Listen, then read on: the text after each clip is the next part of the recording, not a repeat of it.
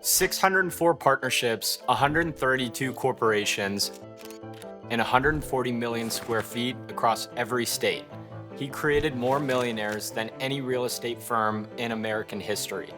And one man at the center who almost lost it all twice. The Federal Reserve literally put him on credit watch because he became too big to fail.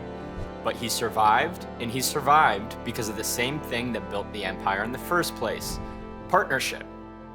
I'm Nico Ludwig, the founder of Collateral.com, the financial storytelling firm. I spent months inside this story, including Forbes investigations, fortune profiles, library archives, and a lost interview from 1991, where Crow, at 77 years old, reflects on everything he built and nearly lost. I also found something that most people have never seen: a 101-page internal document where his own partners confess their failures in writing with their names attached, knowing everyone would read it. They called it Lessons Learned. And the thing that most people don't realize about Trammell Crow is he's the origin story of modern real estate private equity. The partnership returns, the equity splits, the way developers raise capital and share ownership today, it all traces back to this man. The lineage that flows from the Trammell Crow Company makes up the most prolific real estate private equity owners operating today. If you're building anything, whether that's a fund, a company, a career, there is something here for you. And there's one principle I want you to take away from the entire story. It's that partnership is the ultimate competitive advantage. Not just with your business partners, not just with your employees, your bankers, your brokers, your tenants, your lenders, but everyone. Crow built the largest real estate empire in American history, not because he was the smartest or the most connected, but because of the way he understood that the way you treat people compounds over many decades. You're going to see this play out in every chapter of his life. We're about to take a journey from 1914 until 2009. This is Crow's entire life, where we're going to share his story in 10 different chapters. Chapter 1, The Wound. The timeline here is 1914 until 1946. And to understand why Trammell Crow bet everything on partnership, you have to understand where he came from. Trammell Crow was born in 1914, the fifth of 8 children. 9 people in 3 rooms with no hot water, no electricity, and no bathtub. His father was a bookkeeper for a real estate developer named Colette Munger, and it was the only job he had his entire adult life.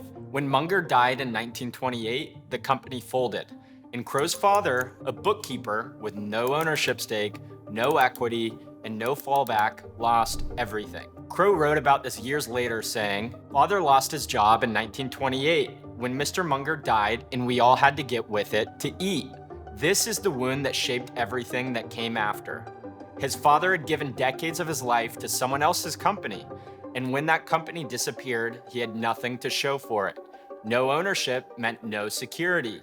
Employees are vulnerable, but owners survived. Trammell Crow believed this. Crow never forgot that lesson. And day one, starting at age 10, Trammell found any job he could find. He was a lawnmower at $2 an hour, a gas station clerk at $3, a caddy at $5, and a bank teller at $13 a week. He put himself through night school at SMU, and by 24, he became the youngest CPA in Texas. Here's what's remarkable about how Crow remembered his childhood. He wrote, "We didn't suffer any injury from our circumstances. We learned desire. We learned that you can do without. We learned not to feel sorry for ourselves. That might be the biggest lesson of all." So Crow reframed growing up in the Great Depression as training. He also wrote about watching his father struggle. "By this time, I had come to feel that I was the family leader, and that my mother and my father were naive and inadequate in many ways of the real world. I decided that they didn't get the whole picture, and I made up my mind then to be somebody. All the responsibility for my life rested on me." So Crow's extreme ownership was born from watching his own father lose everything because he owned nothing. And that insight, that ownership changes everything, would become the foundation of how he treated his team forever. Chapter 2, The First Deal. The timeline here is from 1946 until 1948. The war made Crow a Navy finance officer where he was auditing contractors and managing budgets. And in 1942, While still in the Navy, he married Margaret Doggett. Her parents had just been killed in a car crash, and Margaret, at just 19 years old, had inherited the Doggett Grain Company, which consisted of a dying 6-story warehouse and about $1 million in assets. When Crow got out of the service in 1946, at the age of 32, he joined the family business. The grain business was dying because post-war manufacturers wanted single-story buildings with loading docks, not old 6-story warehouses. But Crow saw an opportunity where others saw a decline. One of the major tenants, Rayovac, the battery manufacturer, came in to say they needed more space and were leaving. Most people would have just let them go, but Crow asked one question: "Can I build it for you?" They said yes. Now here's the thing. Crow had never built anything in his life. He was an accountant, but he went to the Stemmons brothers, John and Story, who owned about 11,000 acres of land across the banks of the Trinity River. Nobody wanted to develop that land because of its flooding history. But Crow, with his characteristic optimism and appetite for risk, had no trouble using it. Crow later explained how the deal worked. In quotes, "By buying a piece of land and using it as collateral, I was able to borrow $40,000 for a $30,000 building and build a warehouse." Here's what made that first deal different from how everyone else was doing it. Rayovac only needed 6,750 square feet, but the lot could accommodate more. So Crow built 11,250 square feet and left 4,500 square feet empty with no tenant lined up. Then he found another tenant to lease the extra space. This was Crow just inventing speculative building, which means building space before you have tenants committed to it. "Build it and they will come," he said.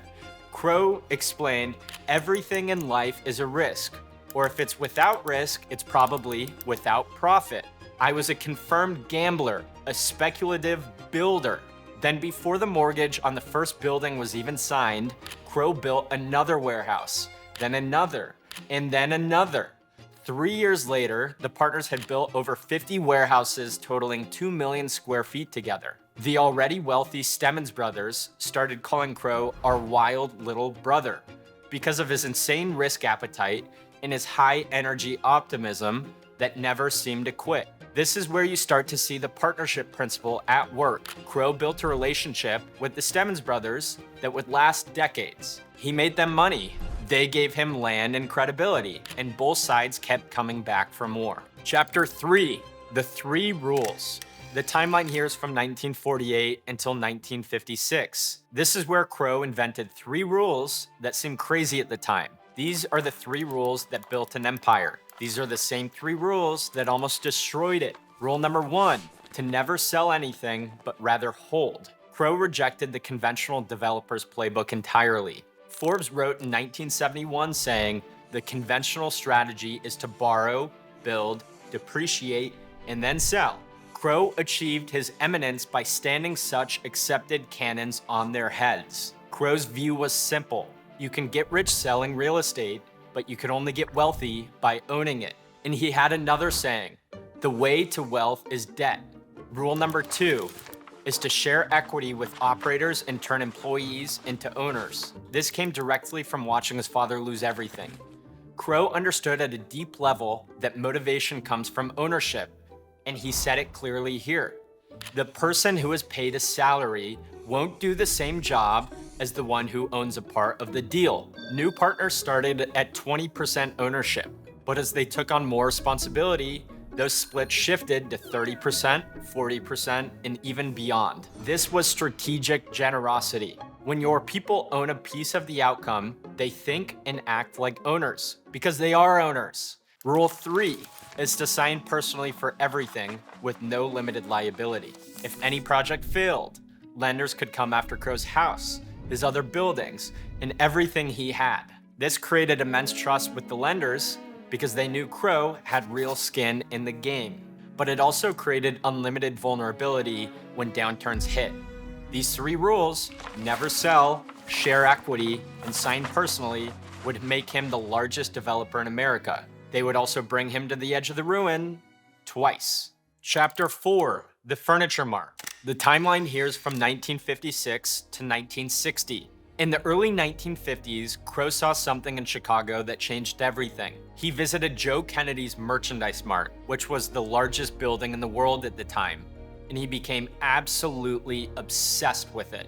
He said, quotes, "I was gripped by the Merchandise Mart, gripped by what it did for its exhibitors and for its retail attendees." What Crow saw was a flywheel that just kept accelerating. You build the mart, manufacturers rent showrooms, retailers come to buy, manufacturers succeed, they need warehouses, Crow builds the warehouses, more manufacturers want showrooms, and the cycle keeps spinning faster and faster. He decided to build a furniture mart in Dallas, but there was one problem. Absolutely nobody wanted it. The furniture manufacturers didn't want it, the retailers didn't want it, and the Chicago, North Carolina interests considered Crow a nuisance. So Crow and a Dallas broker named Bill Campbell went to North Carolina to convince furniture makers to sign leases.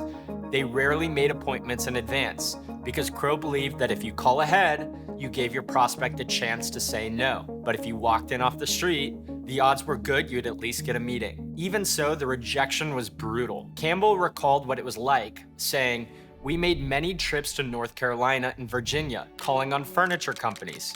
I don't recall how many calls the two of us made, but it was a lot of calls, the morning till the close of business. One company told them outright, 'I hope you don't build it, but if you do, we'll do everything we can to ensure it will not be a success, and we'll never be a part of it.'" After an exhausting day of getting rejected at every stop, Campbell was ready to quit and told Crow that they should fold up their tent and go home because there was no path forward. Crow didn't say anything for a few minutes. Then he spoke, and Campbell remembered it vividly. He said, quotes, "I tell you what, we're going to build the finest, best furniture mart in America. I'm going to build it and you're going to lease it." And then he rolled over and went to sleep. And I remember lying there thinking, what manner of a man is this? Crow had an obsessive, optimistic conviction in his success. Most people would have quit after that kind of rejection, but Crow had an almost delusional belief of build it and they will come. The mart opened and surprised, it worked. And then they built another and then another. The Dallas Market Center grew to 7 million square feet and became the largest wholesale complex in the world. The lesson here is about obsession and partnership. Campbell stuck with him through all of that rejection, and Crow rewarded that loyalty. This is how Crow built an organization where people would run through walls for you. Chapter 5, Empire Building. The timeline here was from 1960 to 1973. As the marts expanded throughout the late 1950s and into the 1960s, Crow scaled the partnership model across the entire country. He would identify talent, often young MBAs with more ambition than experience, and deploy them to new cities with capital, support, and a share of the upside. His philosophy was simple, quotes, "Fairness begets fairness. Loyalty begets loyalty. Generosity begets generosity. It's just the way humans live and work." Consider Bob Glaze, who became Crow's right-hand man. Glaze worked for Crow for 13 years and never received a single raise from his initial salary of $16,000 a year.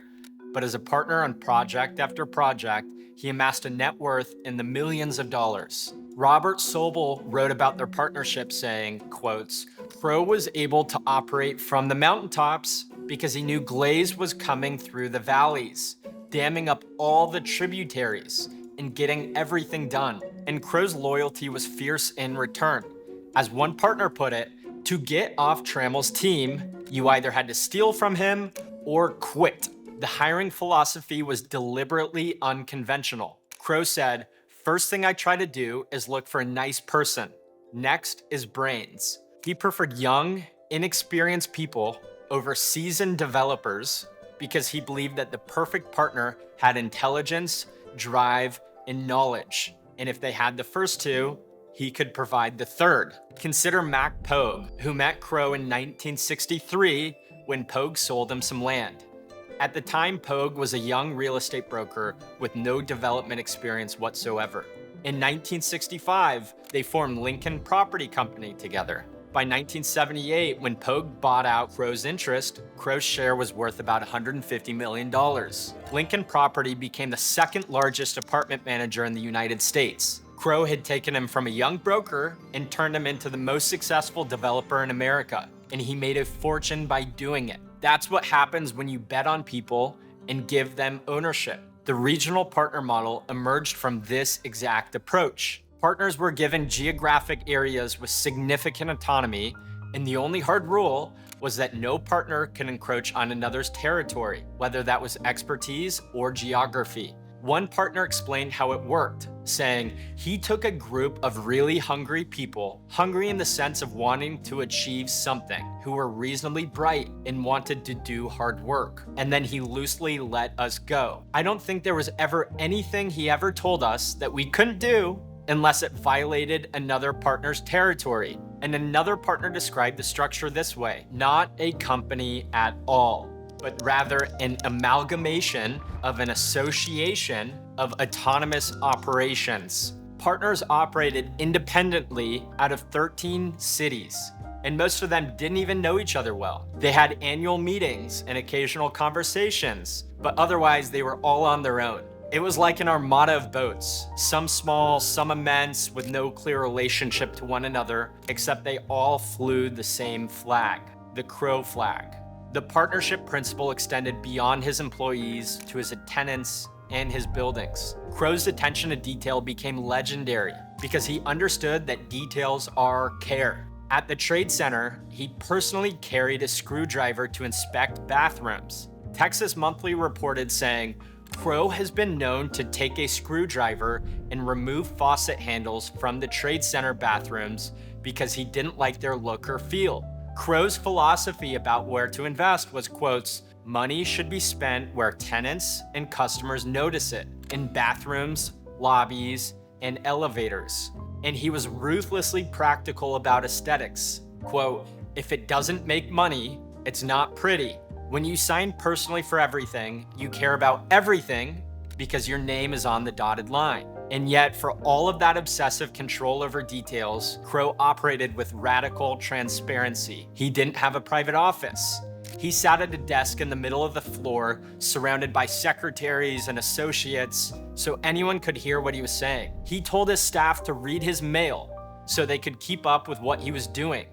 Obsessive about details, but completely open about decisions. And that's a rare combination.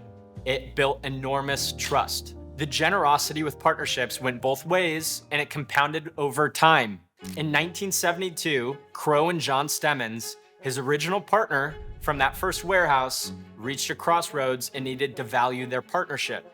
Two accountants calculated the value. One said 14 million, the other said 16 million. Stemmons, who was incentivized to use the higher number, used the lower number. He offered to sell his share for 7 million. Crow, on the other hand, used the higher number. He insisted on paying more. He wanted to pay 8 million. They fought over who could be more generous to the other.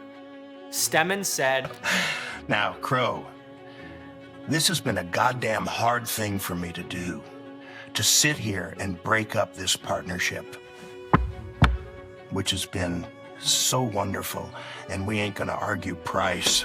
Crow reflected on his approach to generosity, saying, over the years, I probably was giving more than I needed to, but on the whole, I wouldn't change. The more you give, the more you get back. This is the partnership principle in its purest form. When your partners make money, they would want to do more deals with you. When your brokers make money, they bring you the best opportunities. When your bankers trust you, they give you better terms. Generosity compounds. By 1971, the empire had reached staggering scale with 140 million square feet, 8,000 properties, and 24,000 apartment units across 26 US cities and 6 foreign countries. Forbes anointed him the nation's biggest private landlord. The partnership diagram looked like a convention of spiders, with lines going every which way. It was extraordinarily complicated. It was the Trammell Crow coat of arms. In 1973, Fortune published its profile with the headline, Trammell Crow succeeds because you want him to. And that was 1 year before everything collapsed. There's 2 reasons why I made this film. The first is I love telling financial stories. The second is I want to tell yours. I'm the founder of Collateral Partners. We help investment firms and operating businesses close the gap between who they actually are and how they're perceived. We have finance people who understand your business and designers who make you look institutional. And that combo doesn't exist anywhere else. If you're raising capital, closing clients, or recruiting talent, and you're tired of losing to competitors who present themselves better, click the link below. Let's get on a call and audit your materials versus the industry-leading competitor and close the gap. Now back to the video. Chapter 6, the first crisis. The timeline here is from 1973 until 1977. In 1973, the Arab oil embargo hit. In a matter of weeks, oil prices quadrupled, interest rates spiked, and tenants stopped signing leases. Every developer in America was suddenly exposed, and no one was more exposed than Trammell Crow. Remember rule number 3, sign personally with unlimited liability. If the empire collapsed, Crow lost everything: his house, his buildings, his family's security. Forbes wrote in 1975 saying, quote, "The nationwide real estate depression has shaken even so sure-footed of an operator as Texan Trammell Crow." The exposure was staggering. He had personal borrowings of $151 million, liabilities of $433 million, and annual negative cash flows of $25 million. His undeveloped land represented more of 20% of his assets. Crow reflected on it in a 1991 C-SPAN interview saying, "I had a great weight of responsibility. The responsibility was just gigantic." The core problem Crow had was his raw land. Crow always believed that you should have more land than you needed, and he said in quotes, "In real estate, it's hard to make a mistake because you've got the stork on your side. Every time Crow needed an acre, he bought 2. That's a good theory in good times, but in bad times, raw land bought on credit bleeds cash every month." One partnership alone owns 6,400 acres of undeveloped land with carrying cost of $60 million. Crow brought in an LA accountant who specialized in restructuring. He had a weapon, and it was that spider web partnership chart, the Trammell Crow coat of arms. The message to the lenders was simple, quote, "If Crow went under, the lenders would be spending the next 20 years in court trying to extract their money." This ties into the old saying of, if you owe the bank $100, that's your problem. If you owe the bank $100 million, that's the bank's problem. The Federal Reserve. They were prepared to step in if disaster threatened, because if Crow failed, the entire nation's economy would shock. In 1975, Crow called a partners meeting in Dallas with about 20 senior people. Bob Glaze broke the news saying, quote, "Look, Trammell is having these problems. He helped you get started. He's your roots. Now he needs this group of friends and partners to sell some buildings and lend their share of the proceeds to him so that he can get through this period." Think about what Crow was asking. These men had spent years building wealth through a system, and now he was asking them to liquidate half of everything they had, not because they were legally obligated. Their contracts didn't require it. He was asking this because of partnership. Glaze went around the room. He had a list. One column was name, one column was amount. He said, "Cresco, we need you to raise $2 million.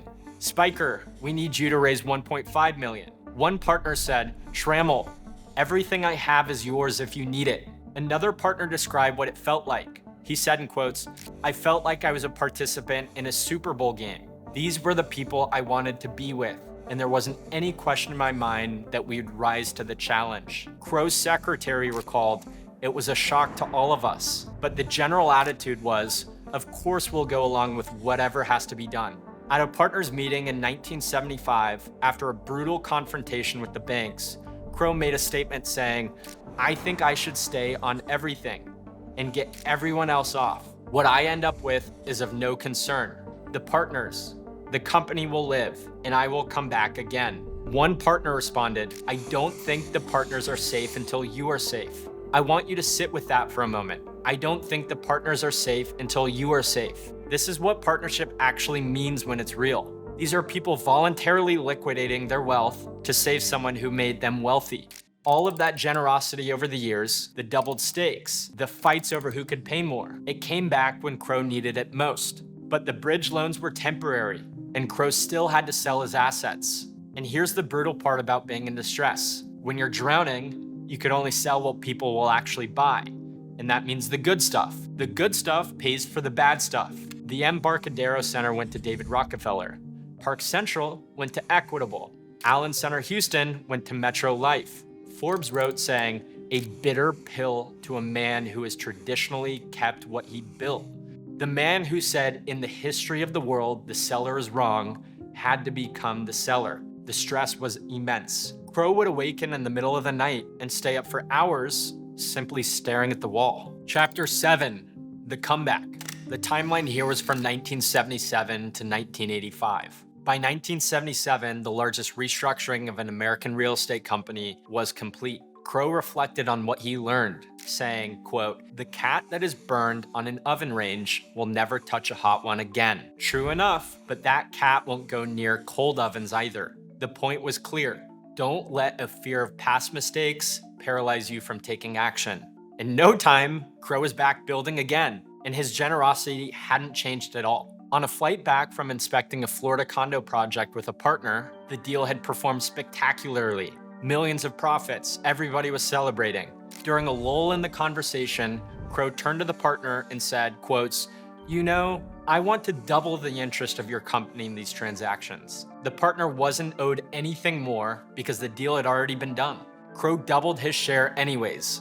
The partner reflected on what that meant, saying, quote, "That kind of generosity and support characterized Crow in everything he did, leaving something on the plate for someone else. What you learn is that it makes such great sense, both in terms of spiritual element and in terms of practical element. It's giving, but you receive a whole lot more in terms of how you feel and how you're prepared for the future. This is the compound interest of partnership. When you treat people better than the contract requires, they remember it, and they show up differently the next time." By 1982, Crow was back on the Forbes 400 with a net worth of $500 million. Around this time, something remarkable happened that captures who Crow really was. If you remember, he imported all of the MBAs to Dallas, gave them his balance sheet, and had them go throughout the country. He was then invited to speak back at Harvard Business School. After his speech, a student in the back row asked, "What is the most important single element in creating a successful business?" Crow recalled in 1991 saying, "Well, I knew the answer in a minute, but I was a little tempted to say it. But I did say it, and it's love. Strongest force in the world in all ways." That's the partnership principle expressed at its deepest level. The 1980s were a boom, and Crow's obsession with excellence was on full display. The Anatole Hotel became his masterpiece. Crow wanted to be the nation's premier brick job, so he searched for bricks of just the right color and texture. Each brick was numbered by Crow by hand. He had a retired journeyman bricklayer set them in their proper places. Crow maintained tight security at the site to ensure that none of the bricks would be disturbed. One partner recalled Crow's level of obsession, saying, "He would call me and he'd say, 'Hey, I think up on the parapet of that roof, if the bricks were canted at 45 degrees, wouldn't it make it a better parapet?' I said, 'Trammell, I don't give a damn. I don't think anyone's going to look up there.' But he'd worry about that for 3 or 4 weeks, and he would get the architects to draw it up several times. And finally, they came up with what he wanted. He was involved in designing the interiors, and the ballrooms, and the restaurants. He had more fun than anybody you ever saw. If Crow had been on a desert island, he would want to build the next sand pile better than the one before. And the Anatole was his best sand pile. That obsession with craft, caring about details that nobody else would notice, is what separated Crow from every other developer. Wyndham Hotels followed, then the 50-story Trammell Crow Center, which was Dallas's first postmodern skyscraper. By 1984, the company had assets of $13 billion and employed 5,000 people. Chapter 8, The Second Crisis. The timeline here is from 1986 to 1989. Once again, the same pattern emerged with too much debt, too much land, and too much optimism. In 1986, oil prices collapsed. The Tax Reform Act removed real estate incentives, and the S&L crisis wiped out any liquidity. Texas real estate imploded. The Dallas office vacancy rate hit 30%. Forbes wrote in 1989 saying, quote, "The dinosaurs are dying, quietly, almost invisibly. 3 of the nation's largest property developers are disintegrating. Trammell Crow Company, Lincoln Property, and Vantage companies, the three biggest developers in Texas, all spawned from the Crow model, and they were all in free fall. One partner described what it was like, saying, quote, "I felt like the middle guy on a toboggan. I couldn't steer and I couldn't slow it down." Another partner recalled how bad it got, saying, "There had been days when we would be hitting golf balls into the building because we really hadn't had anything to do. I mean, you could put up a sign on a building in Dallas in the late 80s that said, 'You can have this office for free,' and no one would take you up on it." Another remembered the speed of the collapse, sharing, "There were guys that woke up on a Tuesday, and 6 months later, they woke up on a Tuesday and they were broke. They didn't realize it probably then, but it just happened pretty fast because the tax law changed in '86, when all of a sudden all the deductions you could get, you couldn't now." Chapter 9, Lessons Learned. The timeline here is 1989, but this time something different happened. One Crow partner sent a memo to every other senior partner in 1989 and asked one question. Quote, "Certainly living through the collapse of the real estate markets has been a true tragedy for all of us. Likewise, it would also be a tragedy for us to not share our experiences. Please try to get this to me by March 15th. A brief memo outlining mistakes you have made." What came back has been a staple artifact of real estate ever since. 101 pages, single-spaced, with names attached, partners confessing their failures in writing, knowing their colleagues would read every word.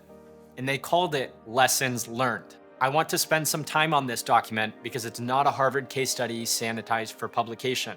These are real people admitting real things that can destroy their career. They created a manual for the next generation. And I think it's the most valuable part of the Trammell Crow story. One partner wrote about running the business without discipline, saying, "We did not run our business as a business. We operated as if our business was made of discrete events with little bearing on each other. We didn't know where we made our money or how we made our money." Another partner said, "Uncovering up problems with more debt. We let our borrowing ability get the better of us. We covered up our mistakes for at least 2 years because we could borrow more money. On the compulsion to always be doing something. Without question, our perceived need to keep busy caused us to spend and commit unnecessarily. We could have been far better off to have played golf on some days rather than doing a deal. On deal addiction. Make the deal first, then live with the economics later. Should have said no more often. On ego, I let my ego and my desire to be a big man in the community override my business judgment.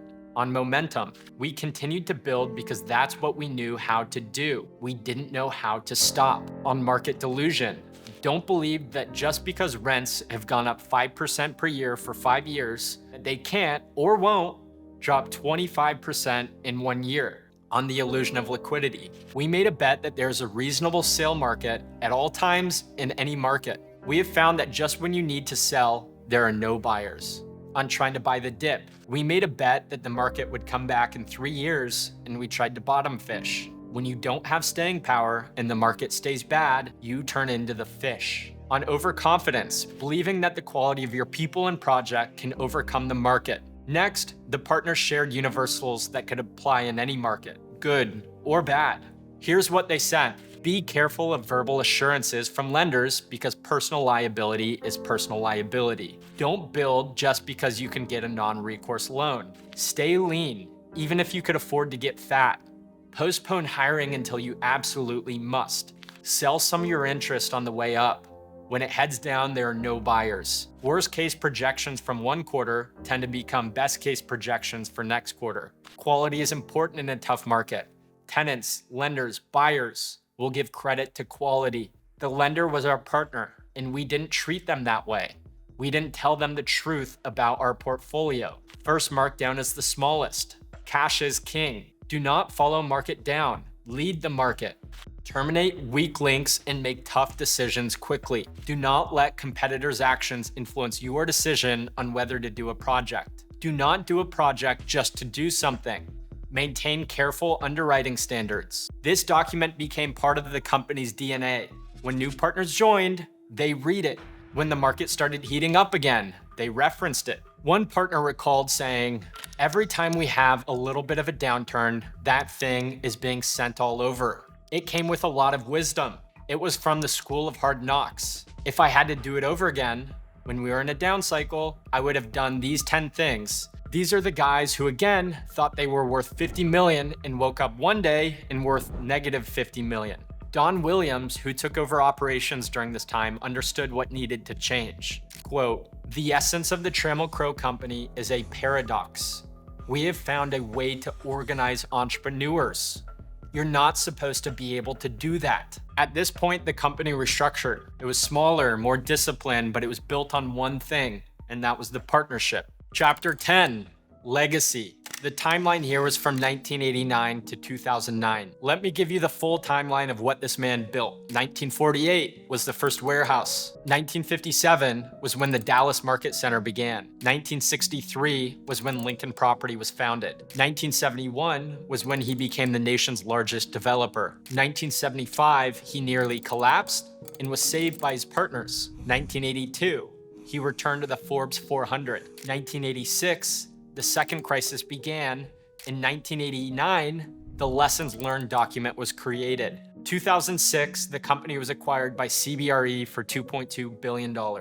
Many partners left over the years to found their own firms, and Crow took it as a compliment. Crow often said, "I would rather have a genius for a few years than a mediocre employee for life." The alumni networks read like a who's who of American real estate. Lincoln Property came from Mac Pogue. Vantage Companies came from John Ulich. Hamilton Partners came from Hope Hamilton. Spiker Properties came from Ned Spiker. Transwestern came from John Collins and Robert Duncan. Starwood came from Bob Faith and Barry Sternlicht. Starwood alumni alone went on to found Waypoint Homes, Invitation Homes, Colony North Star, Mind, Roofstock, Graystar, and many more. One partner said Trammell had spawned more millionaires than probably anyone in his generation, maybe in the history of the country. Another put it this way, saying, "Trammell Crow is a large tree that throws off many acorns." A partner explained why Crow created so many millionaires. The biggest thing he had is he had a lot of trust in people. He hired really smart guys. Harvard MBAs, Stanford MBAs, University of Chicago, Penn, and then he'd give us a lot of rope, and you'd either hang yourself with it or you'd go make yourself a lot of money. There was a book that came out, 10 Best Places to Work in America. One was Trammell Crow, because there's more millionaires made than not. The secret sauce is he trusted people. You used his balance sheet to go do a bunch of things that otherwise you wouldn't have any chance of doing. Trammell Crow died in 2009 at 94 years old. He'd been married to Margaret for 66 years. They had 6 children and 18 grandchildren together. He left behind a skyline, not just in Dallas, but all across America. And he left behind something more valuable than buildings. Partners, hundreds of them. People who learned to build by building alongside him. Crow saw no contradiction between partnership and money because his life was molded by both. Crow famously said, quote, "Work is more fun than fun." An English businessman once asked him what dimension he'd add to his life. And without hesitation, Crow said, "I'd like to make another deal." In that 1991 C-SPAN interview, at age 77, the interviewer asked him, "Are you as active today as you've always been?" Crow answered just about yes. "I spend as much time in my office as anybody in the country." The interviewer asked why. Crow said, "I want to." "Why not?" The interviewer asked, "Retiring?" Crow said, "Retiring. You'd waste yourself instead of using yourself." When asked about what advice he'd give young people, Crow said, "First thing I would say to the young person is there's a need to prepare yourself. Get well prepared both in school and in reading outside. Reading, developing your attitudes, developing your character, developing your strengths of your intentions, developing your hopes, build up your ambitions." And then I would say, don't say no. If you're watching this, you're probably building something. And the honest truth is you're probably going to make some version of Crow's mistakes. You'll grow too fast. You'll sign for things you shouldn't. And you'll build a culture that rewards growth and punishes caution. The question isn't whether you'll make those mistakes, which you will. It's whether you'll have the partners who tell you the truth when you do. Crow understood something that most entrepreneurs will never learn. It's that you can build a bigger business by owning less. Share the upside.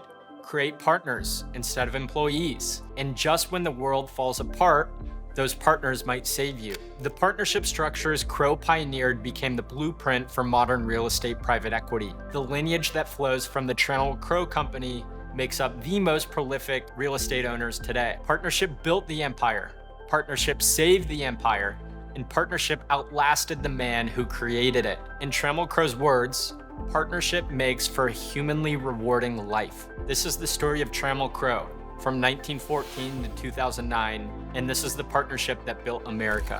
One more thing, this film took 7 people weeks to create, and our goal is to produce content like this every single week.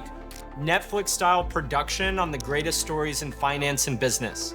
And if you want to see more of this, like the video, subscribe to the channel, drop a comment, and share it with someone who needs to hear this story. That's how we keep this going.